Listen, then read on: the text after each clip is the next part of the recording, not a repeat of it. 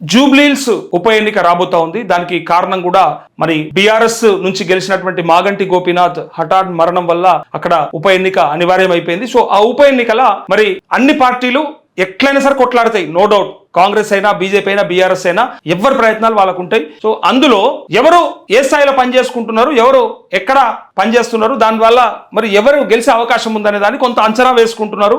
ఏ party ఎవరికి ticket ఇస్తే అక్కడ గెలిచే అవకాశం ఉందని అనుకుంటా ఉన్నారు. సో ఇటు బీఆర్ఎస్ ఎట్టి పరిస్థితుల్లో వదిలిపెట్టమంటా ఉంది. కాంగ్రెస్ అధికారంలో ఉన్నాం, మేమెందుకు వదులుతాం, ఎట్లాంటి నాయకునైనా పెట్టి మేము గెలిపించుకుంటామని చెప్పేసి కాంగ్రెస్ కూడా భావిస్తా ఉంది. ఇక బీజేపీ సంగతి మీకు ఎరక, అర్బన్ లా మమ్మల్నే గెలిపిస్తారు, మాకే ఓట్లు పడితే మమ్మల్ని ఆదరిస్తారనే భావనలో బీజేపీ ఉంది. మూడు పార్టీలు బరాబర్ ట్రై చేస్తా ఉన్నాయి. ఈ మధ్యలో కేఏ పాల్ కూడా ట్రై చేసుకుంటా ఉన్నాడు. ఆయన కూడా తిరుగుతా ఉన్నాడు, ఇక స్టార్ట్ చేసాడు, మీటింగ్లు పెట్టుకుంటుండు. కవితమ్మని ఇన్వైట్ చేస్తా ఉన్నాడు, కల్వకుంట్ల కవిత కాదు, దేవినపల్లి కవితని ఇన్వైట్ చేస్తున్నాడు. మన ఇద్దరం కలిసి జూబ్లీహిల్స్ లో గెలుచుకుందాం సీటు అని చెప్పి తనని ఇన్వైట్ చేస్తా ఉన్నాడు. అది నిన్న మనం చూసినాం సోషల్ మీడియాలో. అయితే ఇక్కడ ఇంకా ఒక వార్త ఉంది. ఇదే జూబ్లీహిల్స్ ఉప ఎన్నికకు సంబంధించి ఇక్కడ ఈ వార్త ఒకటి కనపడ్డది నాకు, ఒకసారి చూడండి. ప్రజా వెలుగులో వచ్చింది ఇది.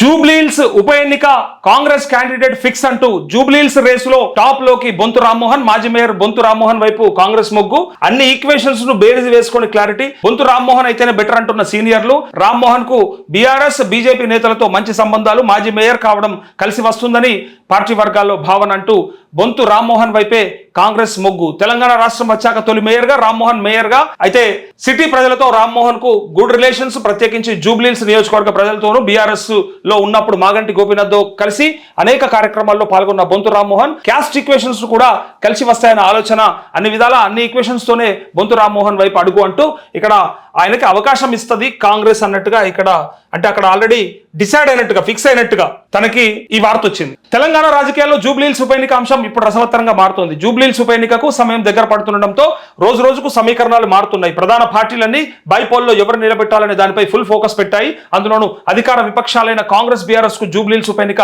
ఛాలెంజ్ గా మారింది. అటు బీజేపీకి ఇటు చావోరేవో అన్నట్లే ఉంది. బీఆర్ఎస్ బీజేపీ సంగతి పక్కన పెడితే అధికార కాంగ్రెస్ కు జూబ్లీహిల్స్ ఉప ఎన్నిక పెద్ద టాస్క్ గా మారింది. గత అసెంబ్లీ ఎన్నికల్లో హైదరాబాద్ నగరంలో కాంగ్రెస్ కి చావు దెబ్బ తగిలింది. ఈ క్రమంలోనే జూబ్లీహిల్స్ బైపోల్లో సత్తా చాటాలని ఉవ్విల్లూరుతుంది. దాంతో అందుకు తగ్గ నేత కోసం ఇంటర్నల్ గా అన్వేషణ సాగించింది. వివిధ కోణాల్లో అభ్యర్థి కోసం వేట కొనసాగించిన తెలంగాణ కాంగ్రెస్ క్యాండిడేట్ విషయంలో ఓ క్లారిటీ వచ్చినట్లు విశ్వసనీయ వర్గాల్లో జోరుగా చర్చలు నడుస్తా ఉన్నాయంటూ ఇక్కడ చూడండి ఒకసారి. అదే సమయంలో ఇగో హైదరాబాద్ నగర పార్టీ విస్తరణలో బొంతు రామ్మోహన్ దంపతులు ప్రత్యేక ముద్ర వేస్తున్నారు. అయితే పార్టీ పెద్దలతోనూ బొంతు రామ్మోహన్ కు మంచి సఖ్యత ఉంది. ప్రధానంగా ముఖ్యమంత్రి రేవంత్ రెడ్డితో మంచి సాన్నిహిత్య సంబంధాలు ఉన్నాయి. ప్రజా సమస్యలపై అనేక సార్లు సీఎం రేవంత్ రెడ్డిని కూడా కలిశారు. అటు తన రాజకీయ అనుభవంతో కాంగ్రెస్ ఇన్ఛార్జ్లతోనూ అనతి కాలంలోనే బొంతు రామ్మోహన్ మంచి పరిచయాలు ఏర్పరచుకున్నారు. అంతకుముందు దీపదాస్ మున్షితో కావచ్చు, ప్రస్తుత ఇన్ఛార్జ్ మీనాక్షి నటరాజన్తో కావచ్చు, ఇద్దరితోనూ బొంతు రామ్మోహన్ కు పరిచయాలు పెంచుకొని అనేక సమావేశాల్లో పార్టీ కార్యక్రమాల్లో పాల్గొన్నారు. ఇది బొంతు రామ్మోహన్ అభ్యర్థిత్వానికి బాగా కలిసి వస్తుందని తెలుస్తోంది. అలాగే రెండు సామాజిక వర్గాలకు ప్రాతినిధ్యం వహించడంతో పాటు హైదరాబాద్ మేయర్ గా పనిచేసిన అనుభవం, సౌమ్యుడు అనే పేరు, బీజేపీ బీఆర్ఎస్ నేతలతో కూడా గతంలో సంబంధాలు కలిగిన బొంతు రామ్మోహన్ అభ్యర్థిత్వం కాంగ్రెస్ పార్టీకి ఫస్ట్ ఆప్షన్ గా కనిపిస్తా ఉంది. అన్ని విధాలా బోలెడన్ ఈక్వేషన్స్ తోనే కాంగ్రెస్ పార్టీ బొంతు రామ్మోహన్ వైపు అడుగు వేస్తున్నట్టు తెలుస్తోంది. ఈ క్రమంలోనే ప్రస్తుతం ఉన్న సమీకరణల దృష్ట్యా జూబ్లీహిల్స్ ఉప ఎన్నికల్లో కాంగ్రెస్ టికెట్ బొంతు రామ్మోహన్ కు దక్కే అవకాశం ఉందని పార్టీ వర్గాలు చెప్పుకొస్తున్నాయి. అట్లే జూబ్లీహిల్స్ ఉప ఎన్నికల్లో ఖచ్చితంగా గెలవాల్సిన అవసరం ఉన్న నేపథ్యంలో బొంతు రామ్మోహన్ అయితే అన్ని విధాల కరెక్ట్ అని తెలంగాణ కాంగ్రెస్ నాయకత్వం ఆలోచన చేస్తోంది. దీనికి సంబంధించి ఢిల్లీ పెద్దలకు సిఫార్సులు కూడా పంపినట్లు టాక్ అంటూ మొత్తానికి ఇక్కడ బొంతు రామ్మోహన్ కు సంబంధించినటువంటి వార్త ఈ ప్రజా వెలుగులో రాసిండ్రు.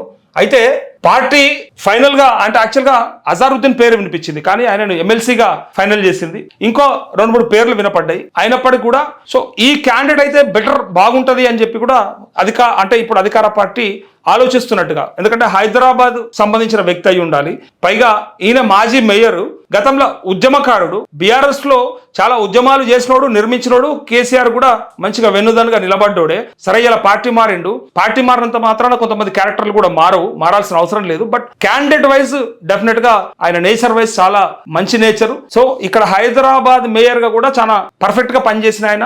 డెఫినెట్ గా జూబ్లీ హిల్స్ లో కూడా ఆయన ఇంపాక్ట్ డెఫినెట్ గా పనిచేస్తుంది. బీఆర్ఎస్ బీఆర్ఎస్ పెట్టే క్యాండిడేట్ ని బట్టి, బీజేపీ పెట్టే క్యాండిడేట్ ని బట్టి కొంచెం ఎకతక్కలు అవుతుండొచ్చేమో కానీ తనకి అవకాశం ఇస్తున్నారు అనేది ఈ పార్టీ చెప్తున్నప్పటికీ నేను అంటున్నటువంటి మాట మేబీ తనకి అక్కడ కలిసి వచ్చే ఫ్యాక్టర్స్ చాలా ఉన్నాయి. అందుకోసమే ఆ సామాజిక వర్గమే కావచ్చు, లేకపోతే ఆయనకి ఇక్కడ ఉన్నటువంటి సత్సంబంధాలే కావచ్చు, పార్టీలో ఇంటర్నల్ గా ఆయనకున్న స్ట్రెంగ్తే, లేదా అంతకుముందు పనిచేసిన పార్టీతో ఉన్న బంధాలు, మెయిన్ గా మాగంటి గోపీనాథ్ ఫ్యామిలీతో ఆయనతో ఉన్నటువంటి అనుబంధం, వాళ్ళిద్దరు కలిసి హైదరాబాద్ లో ఒక ఊపిరు ఒకనాడు. ఇలా సరే ఆయన లేడు, ఈయన వేరే పార్టీలు ఉన్నాడు, కానీ ఏం జరగబోతుందని మనం అందరం కూడా చూస్తాం. బట్ ఈ వార్త సారాంశం ఆయనని ఫైనల్ చేస్తా ఉన్నది అధిష్టానం అని చెప్పి వార్త వచ్చింది.